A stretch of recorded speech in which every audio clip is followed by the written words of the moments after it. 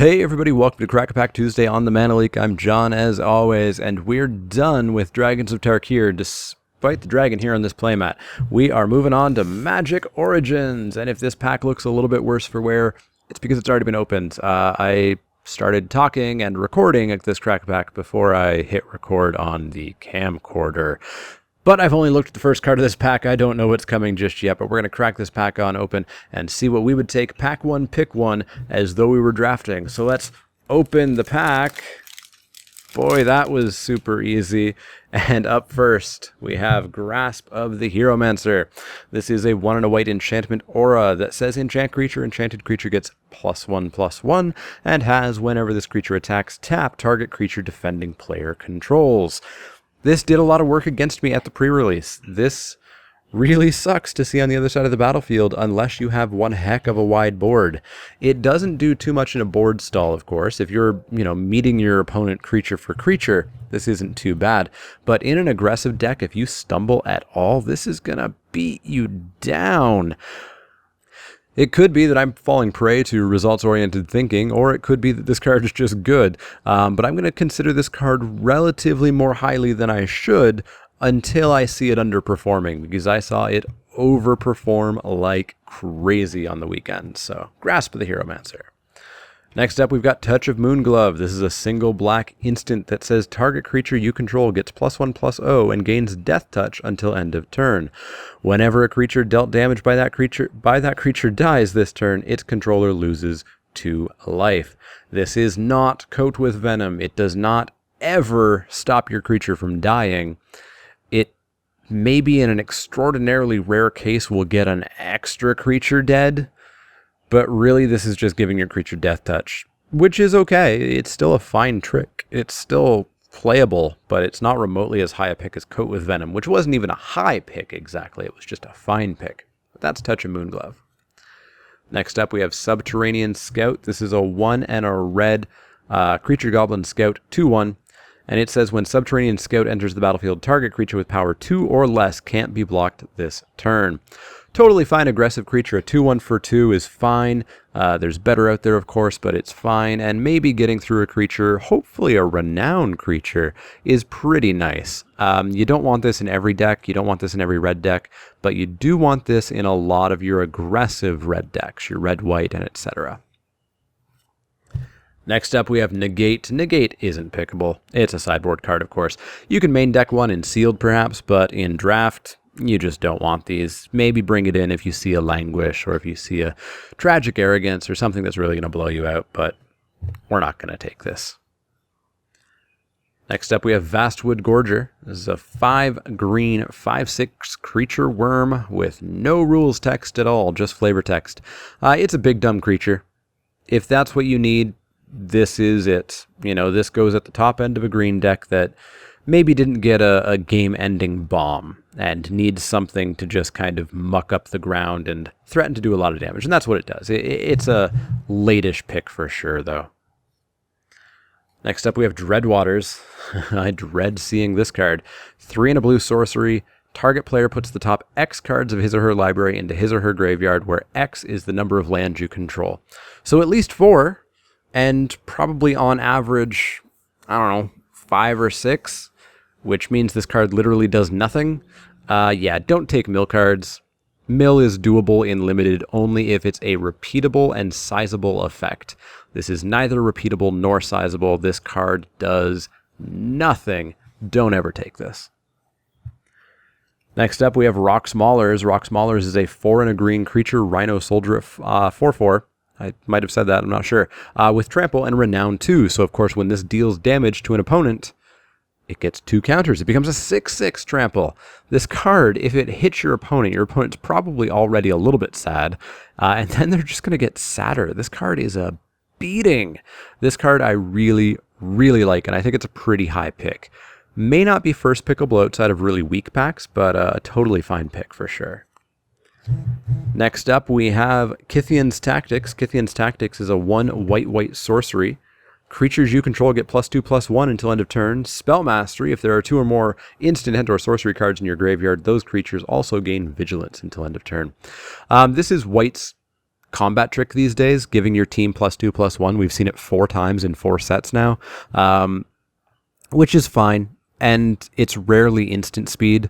It's often sorcery speed, which kind of hurts a little bit. But, you know, if you've got the wide board, you're generally okay just telling your opponent, hey, my guys are all bigger, and I'm probably going to attack with them. The Vigilance thing is kind of cool. Spell Mastery, I did not see turned on all that often, so I think you really have to judge these cards based on their non-Spell Mastery part. And the non-Spell Mastery part is okay. This is not a high pick. This is a late pick, and easily cuttable for better tricks. Next up, we have Evolving Wilds. Not terribly exciting. It lets you go and get a land to fix your mana. If you're splashing a 3rd color, it lets you go and get that. If you need one, you need one, and if you don't, you can pick it up pretty late. I like to run one in my 2-color decks anyways, but nothing beyond that. Next up, we have Titan Strength. This is a single red instant. Target creature gets +3/+1 until end of turn. Scry 1. It's a fine red combat trick. It will sometimes allow your creature to live, and totally will allow your creature to kill whatever it's going up against, unless it's up against, I don't know, like a renowned Outland Colossus or something. It will probably kill whatever you want. And Scry 1 for a single mana, totally fine. Again, not a high pick, but totally fine. Into the uncommons, we've got ourselves a Cruel Revival. 4 and a black instant, destroy target non-zombie creature. It can't be regenerated. Return up to 1 target zombie card from your graveyard to your hand. That second sentence doesn't matter. You do not need to get the value off this card for this card to be good. Totally don't need to. The only thing that this doesn't really hit that I can think of offhand that I really would like it to hit is Scab Goliath.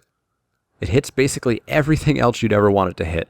This is just premium removal, or as premium as a 5-drop removal spell can be. If you can get the zombie back off of it, then that's just awesome. But you do not need to for this to be a good card and a pretty high pick. Next up, we have Meteorite. This is a 5-mana artifact. When Meteorite enters the battlefield, it deals 2 damage to target creature or player, so it falls to the ground, presumably squishes something, at least something small, and then you can tap it for any color of mana. This is pretty grindy. We have to see how fast this format is. It could be this format's just too fast for this to be doable, but if it's in any way slow enough, or if you can build a deck that's designed to make it to the late game, this just helps smooth your mana out and slightly ramp you and get rid of an early threat, and it does what it needs to do, but it's not a high pick ultimately. Our final uncommon is Thunderclap Wyvern. This is a 2 white-blue creature drake. 2/3, has flash, it has flying, and all of your other flyers get +1/+1. This is something that's one of my remaining big questions for the format is, do you take these guys and go blue-white flyers? Or do you go blue-white flyers and then pick this up later? And that's really going to decide where these fall. Ultimately, I like to stay open in my drafts, so I'm never really going to want to look to take one of these first pick or second pick. Probably third pick I wouldn't want to. If I'm blue-white already, yeah, I'll take these absolutely anytime they get passed to me. But early on, I don't think I want to take these terribly highly. Our rare, oh boy, it's a mythic Archangel of Tides. 1 white for an angel, 3/5 flyer. As long as it's untapped, creatures can't attack you or planeswalker you control unless their controller pays 1 for each of those creatures. And then as long as Archangel of Tides is attacking, creatures can't block unless their controller pay 1 for each of those creatures. This is a beating. It's a 3/5 flyer for 4, which already is awesome. Very difficult to cast. You need to make sure that your main color is white. You know, it needs to be 9 white sources, 10 white sources. You want to be a white deck first and foremost for this card in order to be able to cast it in any way reliably. But when you do cast it, this is an awesome card. 3/5 flyer, cool. The fact that it's going to make your opponent really difficult to attack you, awesome. Really difficult to block, awesome. They're going to have to hold mana back, which means they're not establishing their board, and you can just take over with this thing. Do we have a foil? We don't. We have a forest and a Liliana tip card. So it looks like our picks are between Archangel of Tides and Cruel Revival, and it's not a question. We're taking Archangel of Tides, especially since it's early in the format, and you want to play with the mythics when you get them to see how they are. If Archangel wasn't here, Cruel Revival is the pick for sure, just because it's solid removal. But I mean, come on. We're taking the Archangel, and we're going to see what she can do. That's going to wrap it up for the first Magic Origins Crack-A-Pack. Definitely let me know what you would have taken.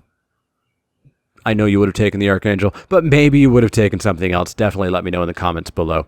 As always, if you have any questions, comments, or suggestions, you can find me on Twitter at the Mana Leak. That's L-E-E-K, like the vegetable, not the card. And you can also find me on Facebook at facebook.com/The Mana Leak. You've already found me here on YouTube. You've got the comment section down below. If you like the videos, you should click those little thumbs up icons. That lets me know that you like the videos, the world know that you like the videos, and keeps my videos rising up through the ranks.